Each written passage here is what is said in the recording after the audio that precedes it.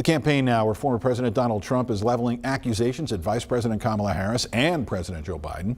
He blames them for what he calls their border policies and for making the country less safe. On the other hand, Ms. Harris is accusing her opponent of sabotaging attempts to strengthen the border.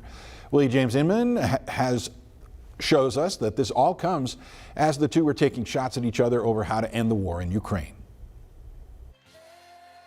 Former President Donald Trump slammed Vice President Kamala Harris's border policies during a campaign stop in Michigan. If we lose, the next time we're going to have the same group of people in Caracas, Venezuela, because it's much safer than any place in our country if she wins. Much safer. So let's go to Caracas. Harris is making a trip to the border Friday to call for tighter security.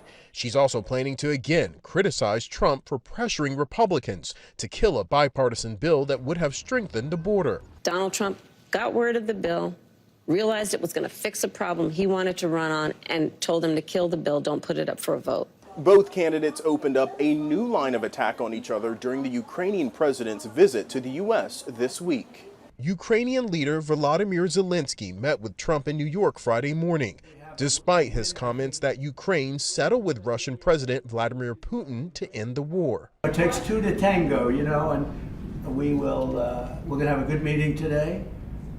And I think the fact that we're even together today is a very good sign. Harris met with Zelensky Thursday and criticized Trump for suggesting Ukraine give up part of its sovereign territory. They are not proposals for peace.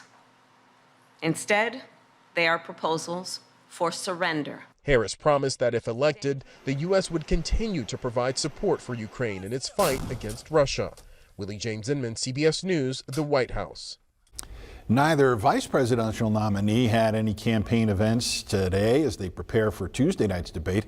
That'll be broadcast by CBS News, moderated by Evening News anchor Norah O'Donnell and Face the Nation moderator Margaret Brennan.